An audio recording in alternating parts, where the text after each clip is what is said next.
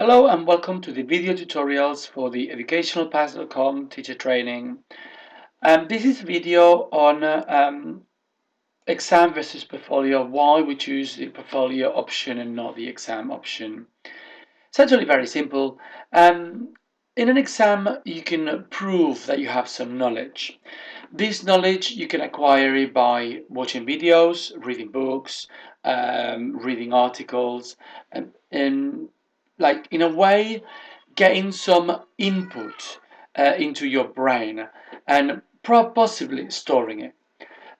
For example, if you're watching this video, you gain some knowledge about something, and then we could easily test whether you have retained that knowledge or not. In teaching, this is useful, but it's not what we're really after.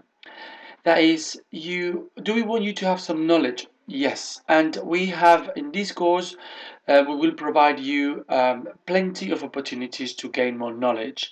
There will be many links to many websites that you can actually get that knowledge. Um, a good example would be eventually when you get to this video, tefl resources for teachers, you will see that there are many accesses for knowledge for teachers. You can even interact with other teachers. You can attend seminars, webinars, MOOCs, etc. But this again is interesting, but not what we're really after, because we don't want to know if you know how to be a good teacher. We want to know that you are a good teacher, which is different. For example, I might watch a video on how to cook some pasta or an omelette or whatever, but I might know how to do it, but maybe I don't know to do it. I actually cannot do it myself. Maybe I can read a lot about how to paint, but can I actually paint?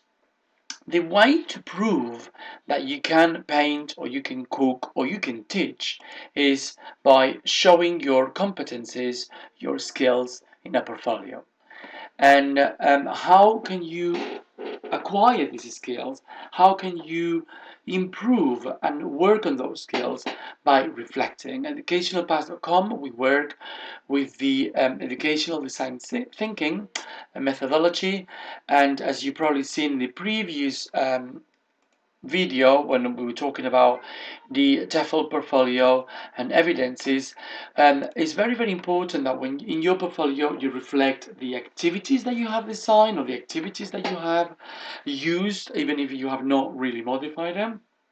How do you use them, and the things that went well, not so well, and really bad, in the sense of things that you will repeat, things that you want to change, and things that you don't want to do again, because this is how you're going to be improving in these skills and these competencies.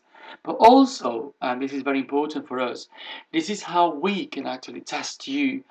This is how we can actually know that you are a good teacher and you don't just know about how to be a good teacher, which we could do in an exam. And we can do this by checking your activities, by checking your feedback, your reflections that you put in your portfolio, and also obviously by checking your references or obtaining them from your students. And this is something that we do regularly. We do talk to your students to check how the lessons are going and what competencies have you shown and what competencies have you not shown. If there is anything really important for you to know about this feedback, things that we have observed that you are doing not well at all, then we will let you know. Otherwise, just keep on going and then reflect what you think. And you can ask your students as well how do you about this feedback, because that in a way will open your your ideas to improve. Okay. We hope that this has helped you to understand the difference between an exam that tests knowledge and a portfolio that shows competencies or skills, and why we're choosing to do this. Towards the end of your course, once you finish your portfolio, we will show you how to can actually reflect all of these in a online portfolio such as LinkedIn, because as well as your certificate with us, you will have your portfolio reflected in your LinkedIn, which will be a proof that you are a good teacher. Thank you very much for watching, and I'll hope to see you around soon. Bye.